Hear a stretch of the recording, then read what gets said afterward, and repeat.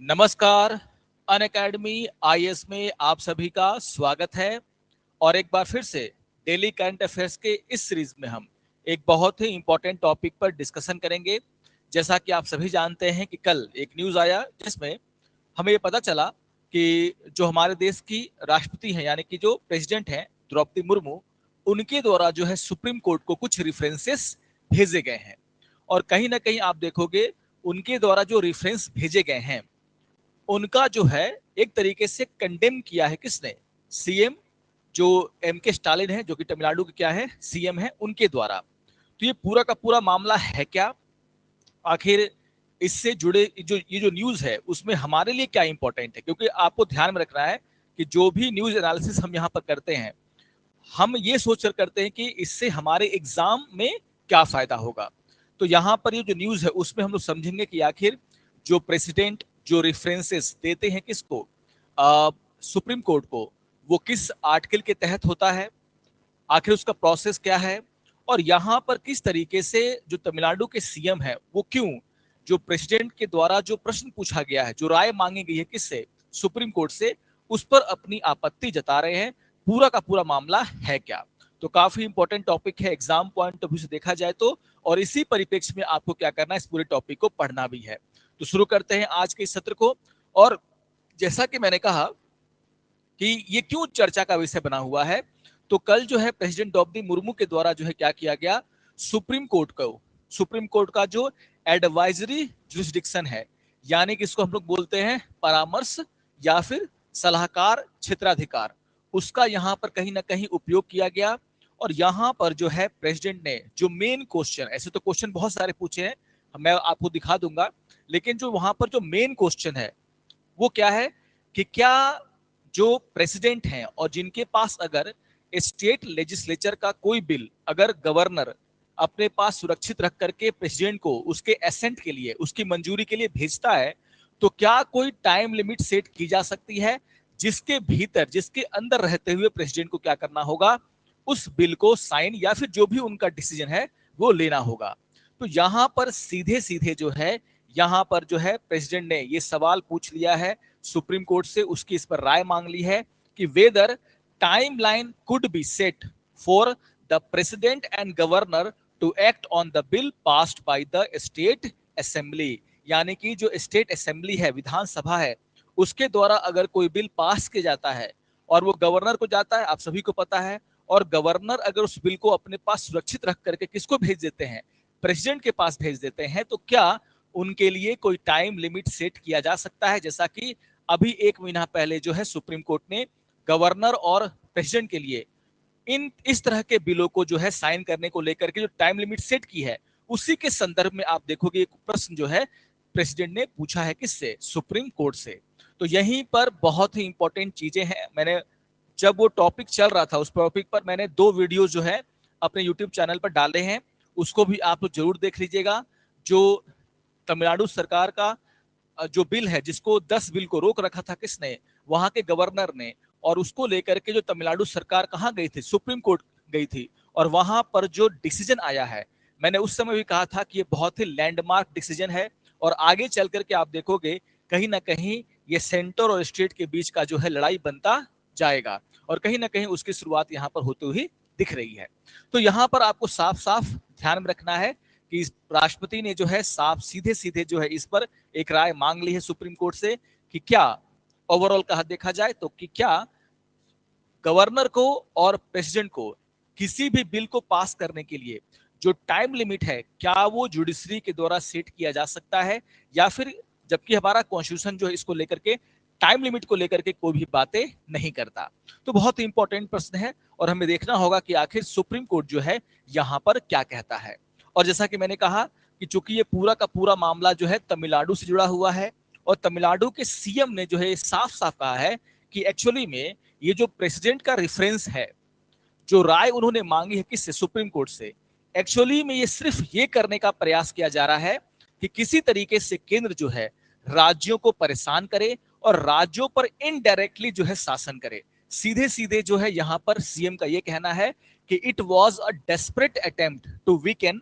Democratically elected state government, यानी कि सीधे सीधे जो लोकतांत्रिक तरीके से चुनी हुई राज्य सरकारें हैं उनको जो है वीकेन यानी कि उनको कमजोर करने का, उनको डिसस्टेबल करने का, उनको काम नहीं करने देने का एक तरीके से ये प्रयास जो है किया जा रहा है। तो सीधा सीधा जो है यहाँ पर आप देखोगे कि जो सीएम है उन्होंने सेंटर के ऊपर आरोप लगाया है कि सेंटर चाहती है कि गवर्नर के माध्यम से, सीधे सीधे वो कह रहे हैं कि गवर्नर के माध्यम से वो स्टेट अफेयर्स यानी कि स्टेट की जो गवर्नमेंट है उसको क्या करे, कंट्रोल करें। तो ये अपने आप में जो है बहुत ही बड़ा जो है विवाद बन करके उभरता नजर आ रहा है।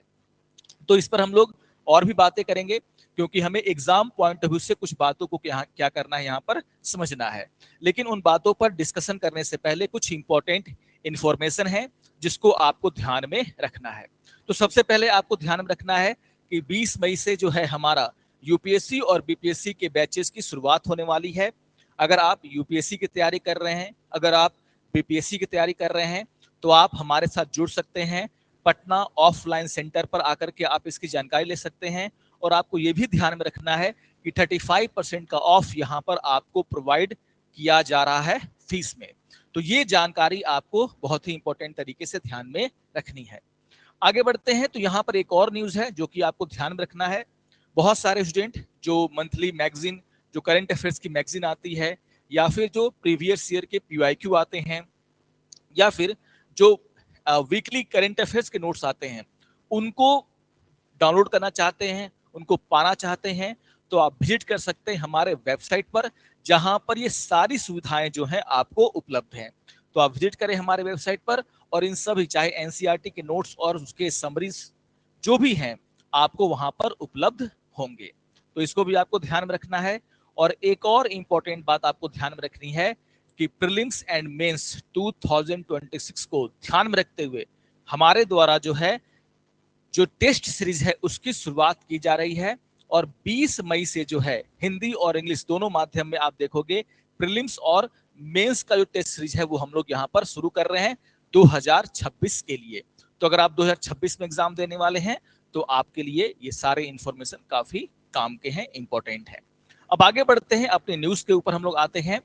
तो जैसा कि मैंने कहा कि ये जो पूरा का पूरा मामला है इसकी शुरुआत कब से होती है, आपको ध्यान में रखना है कि ठीक 5 वीक पहले, 5 सप्ताह पहले जो है अप्रैल 8 को, 8 अप्रैल को जो है आप देखोगे तो एक बहुत ही लैंडमार्क जजमेंट जो है सुप्रीम कोर्ट के द्वारा दिया गया इस पूरे के पूरे मुद्दे पर। मैंने क्या कहा था कि तमिलनाडु से जुड़ा हुआ एक मुद्दा, जिसमें तमिलनाडु के गवर्नर के द्वारा जिस तरीके से राज्य सरकार के बिलों को रोका गया शुरुआत में, फिर जब दोबारा उनको वापस भेजा गया गवर्नर के द्वारा और उसको फिर से पास करके स्टेट गवर्नमेंट ने भेजा गवर्नर के पास, तो गवर्नर ने उसको साइन करने की बजाय उसको कहां भेज दिया, प्रेसिडेंट के पास भेज दिया। और वो बिल वहां पर अभी भी क्या है, लंबे समय से अटके हुए थे। और इस मुद्दे पर आप देखोगे सुप्रीम कोर्ट ने जो है बहुत ही इंपॉर्टेंट जजमेंट दिया। और उसी जजमेंट के बाद आप देखोगे प्रेसिडेंट के द्वारा इस तरह के प्रश्न जो है किसे पूछे गए हैं, सुप्रीम कोर्ट से पूछे गए हैं और उस पर उनकी सलाह मांगी गई है। तो ये बहुत ही इंपॉर्टेंट है कि आखिर ये पूरा का पूरा जो है मामला है क्या। और आप देखोगे उस केस में जो है सुप्रीम कोर्ट ने साफ साफ कहा था कि अगर मान लीजिए कोई भी स्टेट बिल है, यानी कि स्टेट जो असेंबली है उसके द्वारा अगर कोई बिल पास करके भेजा गया है और अगर गवर्नर उसे क्या करते हैं, रेफर कर देते हैं किसको, प्रेसिडेंट को, तो प्रेसिडेंट को जो है 3 महीने के अंदर, 3 मंथ के अंदर क्या करना चाहिए, उस पर अपनी एसेंट जो है यानी कि अपनी मर्जी जो है बता देनी चाहिए। तो यहां पर आप देखोगे जो 3 मंथ का टाइम लिमिट सेट किया गया है ना प्रेसिडेंट के लिए, उसी पर उन्होंने जो है ये प्रश्न सुप्रीम कोर्ट से पूछा है। तो आगे अगर हम देखें कि आखिर ये पूरा का जो रूलिंग थी, यानी कि जो सुप्रीम कोर्ट का जो वर्डिक्ट था वो था क्या, इसको हम लोग रिकॉल कर लेते हैं। ऐसे मैंने यूट्यूब पर इसको डिटेल में पढ़ाया है, लेकिन आप देखोगे जो सुप्रीम कोर्ट का जजमेंट था वो क्या कहता था। सुप्रीम कोर्ट ने जो गवर्नर के लिए जो है कुछ टाइम लिमिट सेट किए और साथ ही साथ किसके लिए टाइम लिमिट सेट किया, प्रेसिडेंट के लिए। क्या कहा कि अगर कोई भी बिल, आप सभी जानते हैं कि आर्टिकल 200, याद रखिएगा, देखिए मैं बार बार कहता हूं कि किसी भी न्यूज को हम पढ़ते हैं तो हमें वहां से निकालना है वो क्वेश्चंस जो एग्जाम में पूछे जा सकते हैं। तो आपको ध्यान में रखना है 2 आर्टिकल्स,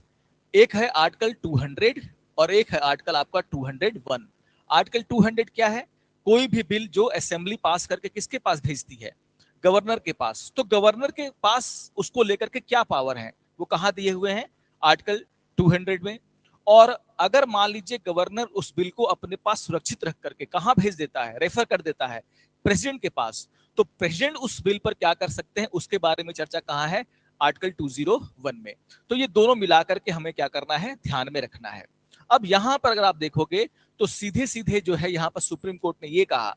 कि a governor has a maximum of 1 month to withhold assent on the aid and advice of the state cabinet. यानी कि अगर मान लीजिए स्टेट कैबिनेट ने, है ना, स्टेट कैबिनेट ने क्या किया है, गवर्नर को कोई एडवाइस दिया है, तो गवर्नर जो है उस पर उसको जो है मैक्सिमम जो है 1 मंथ तक जो है क्या कर सकते हैं, विथहोल्ड कर रख सकते हैं। यानी कि 1 महीने के बाद उनको जो है, या फिर हम कह सकते हैं 1 महीने के अंदर उनको क्या करना होगा, अपना जो भी मर्जी है, एसेंट है, वो बताना होगा। इसको हम ऐसे भी समझ सकते हैं कि अगर मान लीजिए कोई बिल पास करके भेजता है कौन, स्टेट लेजिस्लेचर, स्टेट असेंबली, है ना, और वो बिल अगर किसके पास जाता है, गवर्नर के पास, तो गवर्नर को जो है 1 मंथ के अंदर इस पर फैसला ले लेना चाहिए। दूसरी बात जो यहाँ पर सुप्रीम कोर्ट ने कही, क्या कहा, आप सभी जानते हैं कि अगर मनी बिल को छोड़ करके गवर्नर क्या कर सकते हैं, किसी भी बिल को रिटर्न कर सकते हैं, किसको, असेंबली को, स्टेट लेजिस्लेचर को, या फिर हम कहेंगे स्टेट असेंबली को। अगर कहीं सिर्फ असेंबली है तो स्टेट असेंबली, अगर दोनों सदने हैं तो स्टेट लेजिस्लेचर। तो आपको ध्यान में रखना है कि यहां पर यह कहा गया है कि अगर जो गवर्नर है वो किसी बिल को रिटर्न कर देते हैं, मान लीजिए विधानसभा को, और विधानसभा दोबारा से क्या बोला जा रहा है कि maximum of 3 month is given to return the bill with a message specifying reason if the governor withhold assent contrary to the cabinet advice. तो क्या कहा जा रहा है कि 1 महीने के अंदर गवर्नर को क्या करना चाहिए, अपना जो भी एसेंट है, अगर कैबिनेट का जो भी एडवाइस है उसके अनुसार उनको कर लेना चाहिए। लेकिन अगर वो स्टेट कैबिनेट के जो क्या है एडवाइस है उसके अगेंस्ट में जाना चाहते हैं, मान लीजिए वो चाहते हैं कि उस बिल को क्या किया जाए, फिर से रिटर्न किया जाए, तो ऐसा उन्हें जो है 3 महीने के अंदर कर लेना है। यानी कि अगर कोई बिल गवर्नर के पास जाता है तो गवर्नर को जो है 3 मंथ का टाइम यहां पर दिया गया कि अगर वो चाहते हैं कि एसेंट रोक करके क्या किया जाए, उसको रिटर्न कर दिया जाए, तो उनके पास कितना होगा, 3 मंथ। इसके अलावा आप देखोगे कि यहां पर यह भी कहा गया कि अगर मान लीजिए the governor has 3 month to reserve a bill for the president consideration against the advice of the cabinet. मान लीजिए गवर्नर क्या करना चाहता है, उस बिल को अपने पास सुरक्षित रख करके किसको भेजना चाहता है, प्रेसिडेंट के पास भेजना चाहता है, तो उसके लिए भी ये अनगिनत टाइम नहीं ले सकता, उसके लिए भी उसके पास टाइम लिमिट कितना है, 3 मंथ का, ठीक है ना, 3 मंथ का। तो 3 महीने में के अंदर आप या तो उस बिल को रिटर्न कर दें, या फिर 3 महीने के अंदर उसको कहां भेज दें, प्रेसिडेंट के पास उनके एसेंट के लिए। और यहां पर सीधे सीधे ये कहा जा रहा है कि अगर कोई बिल दोबारा से पास करके भेजा जाता है किसको, गवर्नर को, तो गवर्नर यहां पर उसको एसेंट देना, यानी कि उसको पास करना उनके लिए क्या है, मैंडेटरी है। वो उस बिल को जो है प्रेसिडेंट को जो है रेफर नहीं कर सकते। तो इस तरह की रूलिंग आप देखोगे सुप्रीम कोर्ट ने जो इस मामले में पूरी तरीके से दी है। तो यहां पर आप देखोगे कि सीधे सीधे जो है सुप्रीम कोर्ट का ये साफ साफ कहना है कि गवर्नर जो है किसी अपने एसेंट को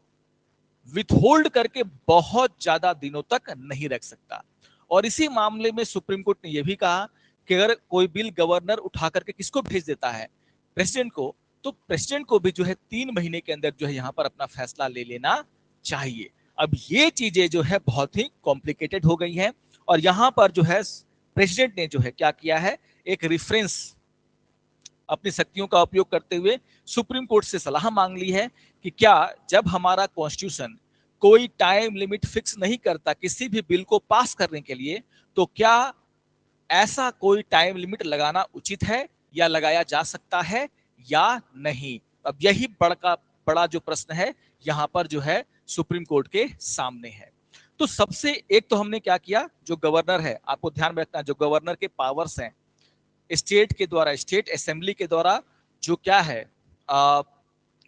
बिल पास करके भेजा जाता है, उसको लेकर के उसके पास पावर क्या है, वो आप लोग जरूर रिवाइज कर लीजिएगा। वीडियो पढ़ा हुआ है, आपने पढ़ा भी होगा आर्टिकल 200 को, आर्टिकल 201 को। इसके अलावा एक और इंपॉर्टेंट आर्टिकल है जो कि हम लोग यहाँ पर डिस्कस करने वाले हैं, और वो आर्टिकल है 143। हम लोग बार बार ये बता रहे हैं कि एससी से जो है सुप्रीम कोर्ट से उन्होंने क्या मांगा है, एडवाइस। और ये सुप्रीम कोर्ट का एडवाइजरी जुरिस्डिक्शन है, यानी कि सलाहकार क्षेत्राधिकार है, जिसके तहत वो राष्ट्रपति को क्या दे सकता है, अपनी सलाह दे सकता है। और ये कहाँ लिखा हुआ है, तो ये लिखा हुआ है आर्टिकल 143 में। अब ये आर्टिकल 143 है क्या, देखिए आर्टिकल 143 ये साफ साफ कहता है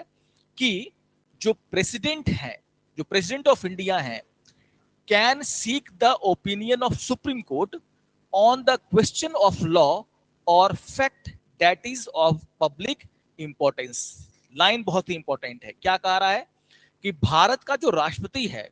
वो क्या कर सकता है, सुप्रीम कोर्ट से उसका ओपिनियन मांग सकता है, उसका एडवाइस मांग सकता है, अगर उनको लगता है कि कोई उनके सामने ऐसा प्रश्न है जो क्वेश्चन ऑफ लॉ, यानी कि या तो वो कानून से जुड़ा हुआ कोई प्रश्न हो, मैटर ऑफ लॉ, और fact that is of public importance, या फिर सार्वजनिक महत्व का कोई क्या हो, प्रश्न हो। तो अगर पेशेंट को लगता है कि उन्हें एडवाइस चाहिए, क्योंकि ये जो है एक कानूनी मामला है, कानून का मामला हो सकता है, और या तो जो पब्लिक इंपॉर्टेंस का मामला हो सकता है, सार्वजनिक महत्व का मामला हो सकता है, तो वो क्या कर सकते हैं, ऐसे किसी भी प्रश्न पर सुप्रीम कोर्ट से उसका ओपिनियन जान सकते हैं। यही पावर देता है अनुच्छेद 143 किसको, प्रेसिडेंट को। और यहां पर आप देखोगे कि सीधे सीधे अगर आप देखोगे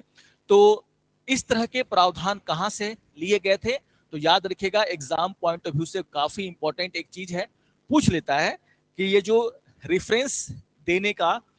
ये जो पूरा का पूरा मामला है या फिर जो शक्ति है वो किससे प्रेरित है। तो याद रखिएगा ऐसे ही एक शक्ति जो है गवर्नमेंट ऑफ इंडिया एक 1935 में जो है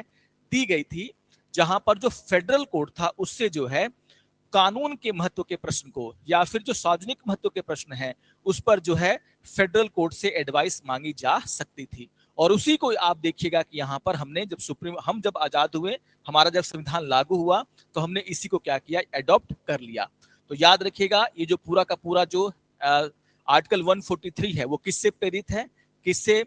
प्रेरित है, तो याद रखिएगा गवर्नमेंट ऑफ इंडिया 1935 से। एग्जाम में धड़ल्ले से आपसे ये क्वेश्चन पूछे जा सकते हैं। तो आप अब समझ सकते हैं आर्टिकल 143 को, है ना। अब इसके बाद आप देखोगे यहां पर यह भी कहा गया है आर्टिकल 145, एक और आर्टिकल जिसको कि आपको ध्यान में रखना है। अनुच्छेद 145 का तीसरा भाग क्या कहता है कि अगर राष्ट्रपति के द्वारा ऐसा कोई प्रश्न पूछा गया है सुप्रीम कोर्ट से उनका ओपिनियन जानने के लिए, तो यहां पर आप देखोगे चूंकि यह संवैधानिक महत्व का प्रश्न है, कॉन्स्टिट्यूशनल प्रश्न है, तो यहां पर जो है 5 जजेस की बेंच है ना, such references to be heard by 5 जजेस, यानी कि आप सभी जानते हैं कि एक कॉन्स्टिट्यूशनल बेंच की यहां पर क्या की जाएगी, गठित की जाएगी। आप सभी जानते हैं कि जो कॉन्स्टिट्यूशनल बेंच है उसमें 5 से कम जजेस नहीं हो सकते, उससे ज्यादा हो सकते हैं लेकिन कम नहीं हो सकते। बड़ी बेंच बनाई जा सकती है लेकिन 5 जजेस से कम की बेंच नहीं हो सकती। तो 5 जजेस की बेंचों के द्वारा जो है आप क्या किया जाएगा, इस पर जो है हियरिंग की जाएगी, और फिर अपना जो एडवाइस है वो किसको दिया जाएगा, जो भी ओपिनियन है वो किसको दिया जाएगा, राष्ट्रपति को। तो सबसे इंपॉर्टेंट बात यहां पर यह है कि यहां पर आप देखोगे SC return the references to the president with the majority opinion. तो 5 जजेस की बेंच तो होनी ही चाहिए, वहां पर जो मेजोरिटी का ओपिनियन होगा उसको लेकर के आप देखोगे कि मेजोरिटी ओपिनियन को भेज देता है कौन, सुप्रीम कोर्ट, किसको, प्रेसिडेंट ऑफ इंडिया को। तो ये बात भी आपको ध्यान में रखना है कि ऐसे रेफरेंसेस के लिए, ऐसे प्रश्नों पर को सुनने के लिए सुप्रीम कोर्ट के द्वारा जिस बेंच का गठन किया जाता है उसमें 5 से कम जज नहीं हो सकते, यानी कि एक कॉन्स्टिट्यूशनल बेंच का यहां पर क्या किया जाता है, गठन किया जाता है। काफी इंपॉर्टेंट है, इसको भी आप लोग जरूर नोट डाउन कर लोगे। अब आप देखोगे कि ये क्यों इंपॉर्टेंट है। आर्टिकल 143 की जो हम लोग बातें कर रहे हैं, आप सभी जानते हैं कि हमारे देश में जो राष्ट्रपति हैं वो कैबिनेट की एडवाइस पर क्या करते हैं, काम करते हैं। सबको पता है ना कि अंडर द कॉन्स्टिट्यूशन क्या है, कि the president act on the aid and advice of the cabinet, तो कैबिनेट की एड एंड एडवाइस पर क्या करते हैं, काम करते हैं। लेकिन आपको ध्यान में रखना है कि कहा जाता है कि जो एडवाइजरी जुरिस्डिक्शन है, यानी कि आर्टिकल 143 के तहत जो उन्हें सुप्रीम कोर्ट से उसका ओपिनियन जानने का अधिकार दिया गया है, वो एक तरीके से क्या है, प्रेसिडेंट को जो है विवेकाधीन शक्तियां प्रदान करता है। क्या कह रहा है कि independent allow her the means to seek independent advice to act on certain constitutional matter. तो ये बहुत इंपॉर्टेंट भी है, देखिए, क्योंकि हर मामले में आप देखोगे प्रेसिडेंट कैबिनेट की एडवाइस पर क्या करते हैं, काम करते हैं। बहुत होगा तो एक बार वो रिटर्न कर सकते हैं, लेकिन कैबिनेट दोबारा से उसी चीज को भेज दे प्रेसिडेंट को, तो प्रेसिडेंट को उसको मानना पड़ता है। लेकिन यहां पर कहीं ना कहीं आप देखोगे कि मान लीजिए राष्ट्रपति ने पूछ ही लिया कि क्या ऐसी कोई टाइम लिमिट सेट की जा सकती है बिल को पास करने के लिए। हो सकता है कि सरकार को ओपिनियन हो नहीं,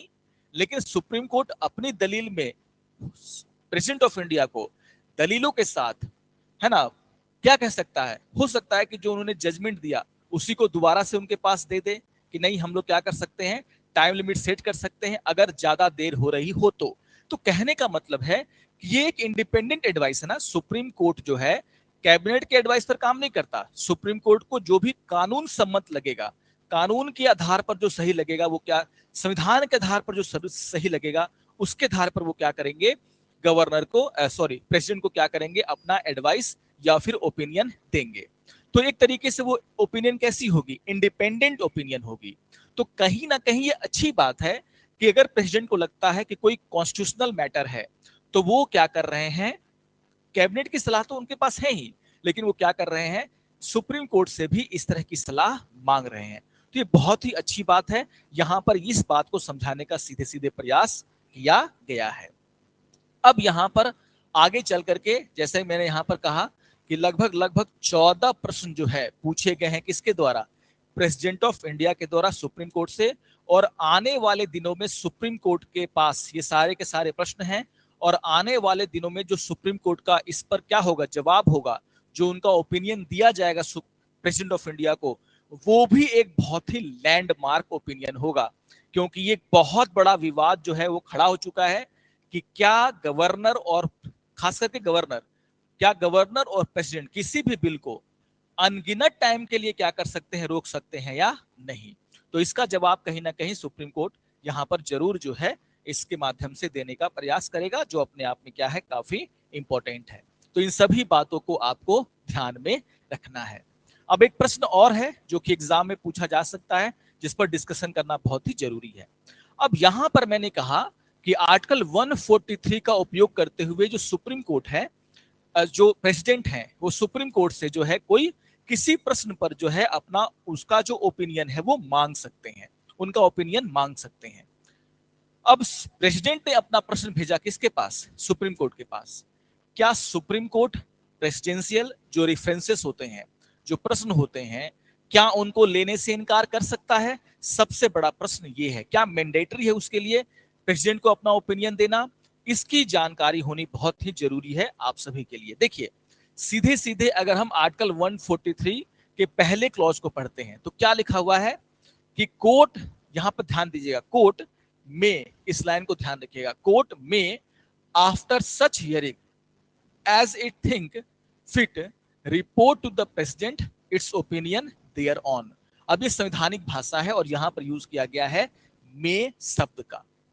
यानी कि कर भी सकता है और नहीं भी कर सकता है। तो यहां पर आप देखोगे इसी कारण से ये कहा जाता है कि जो वर्ड यूज किया गया में, इसका मतलब है कि जो कोर्ट है, यानी कि जो सुप्रीम कोर्ट है, is not bound to give its opinion. सीधी सी बात है, अगर वो चाहे तो वो जो क्वेश्चन है उसको रिफ्यूज कर सकता है, उस पर किसी अपने ओपिनियन को देने से क्या कर सकता है, मना कर सकता है, अगर उसके पास वैलिड रीजन है तो। अब आप पूछोगे कि क्या सर ऐसा पहले कभी किया गया है? आपको ध्यान में रखना है कि आर्टिकल 143 का यूज करते हुए इंडियन एक्सप्रेस ने जो डेटा दिया है, मैं उसको कोट कर रहा हूं। उनका यह कहना है कि 15 बार जो है प्रेसिडेंट ने जो है सुप्रीम कोर्ट से अभी तक आर्टिकल 143 का उपयोग करते हुए क्या किया है, प्रश्नों को पूछा है। तो यहां पर आपको ध्यान में रखना है कि सीधे सीधे जो है ये कहा जा रहा है कि प्रेसिडेंट ने अब तक 15 बार क्या किया है, अपने इस रेफरेंसेस को पूछा है, लेकिन यहां पर दो ऐसे ओकेजन आए हैं जहां पर सुप्रीम कोर्ट ने जो है प्रेसिडेंशियल रेफरेंस पर अपने ओपिनियन देने से मना कर दिया। यानी कि दो ओकेजन है। दो ओकेजन कौन कौन से हैं, याद रखिएगा कि 1993 में, याद रखिएगा 1993 में जब प्रेसिडेंट कौन थे, शंकर दयाल शर्मा, उनके द्वारा जो है क्या किया गया था, एक ऐसा ही प्रश्न पूछा गया था, ओपिनियन मांगा गया था किससे, सुप्रीम कोर्ट से, और सुप्रीम कोर्ट ने जो है उस प्रश्न पर जो है अपना ओपिनियन देने से मना कर दिया था। बहुत ही इंपॉर्टेंट केस था ये। जो राम जन्मभूमि है ना, उसका मामला था, राम मंदिर का मामला था पूरा का पूरा। चूंकि वो कोर्ट में अभी मामला चल रहा था, इसलिए सुप्रीम कोर्ट ने क्या कर दिया, रिफ्यूज कर दिया कि हम जो है इस पर अपना ओपिनियन अभी नहीं देंगे। और इसी तरीके से आप देखोगे 1982 में भी आप देखोगे जब प्रेसिडेंट कौन थे, ज्ञानी जैल सिंह, उनके दौरान भी उन्होंने जो प्रश्न पूछे थे किससे, सुप्रीम कोर्ट से, सुप्रीम कोर्ट ने वहां पर भी अपना ओपिनियन देने से क्या कर दिया था, मना कर दिया था। तो याद रखिएगा कि प्रेसिडेंट के द्वारा अगर ओपिनियन मांगा जा रहा है किसी भी कानून के प्रश्न पर या फिर किसी सार्वजनिक महत्व के प्रश्न पर, तो सुप्रीम कोर्ट उसको एक्सेप्ट करके ओपिनियन देगा, ये मैंडेटरी नहीं है। और ये बात एग्जाम पॉइंट ऑफ व्यू से आपको ध्यान में रखना है। और एक केस है जो मैं आपको यहां पर बता देता हूं, यहां पर आपको ध्यान में रखना है वही जो शुरू में मैंने आपको 1993 वाला जो मामला बताया, उसी में Ismail Faruqui versus Union of India का जो मामला था, 1994 में इसमें डिसीजन आया। और यहां पर आप देखोगे सुप्रीम कोर्ट ने साफ साफ कहा कि आर्टिकल 143 के तहत अगर प्रेसिडेंट कोई प्रश्न पूछ रहे हैं किससे, सुप्रीम कोर्ट से, उस पर ओपिनियन चाहते हैं, तो सुप्रीम कोर्ट के लिए मैंडेटरी नहीं है कि वो अपना ओपिनियन दे, अगर उसके पास क्या है, वैलिड रीजन है। तो वही 1993 का जो मामला था, है ना, जो राम जन्मभूमि से जुड़ा हुआ था, उस पर सुप्रीम कोर्ट ने क्या किया था, अपना ओपिनियन देने से मना कर दिया था। तो इस मामले को भी आप लोग क्या करेंगे, ध्यान में रखेंगे। तो देखिए न्यूज जो भी है उसको हमें जोड़ना है अपने जीएस पेपर से। तो जीएस पेपर 2 यानी कि पॉलिटी, उससे जोड़ करके आपको इस न्यूज को देखना है। और कई सारे ऐसे आर्टिकल्स यहां पर सामने आ गए, कई सारे ऐसे मुद्दे यहां पर सामने आ गए जो कि हमारे एग्जाम पॉइंट ऑफ व्यू से क्या है, बहुत ही इंपॉर्टेंट है। तो सेंसेशनल न्यूज की तरफ नहीं, बल्कि ऐसे न्यूज जो हमारे एग्जाम के लिए फायदेमंद है, उसको आपको करंट अफेयर्स में क्या करना है, कवर करना है। तो आशा करता हूं कि आप सभी को आज का ये सेशन समझ में आया होगा, पसंद आया होगा। अगर आपको ये सेशन अच्छा लगे तो जरूर इसको आप लाइक करेंगे, अपने कमेंट हमें देंगे। तो मिलते हैं नेक्स्ट सेशन में कुछ और इंपॉर्टेंट टॉपिक पर डिस्कशन के साथ। तब तक के लिए नमस्कार और धन्यवाद।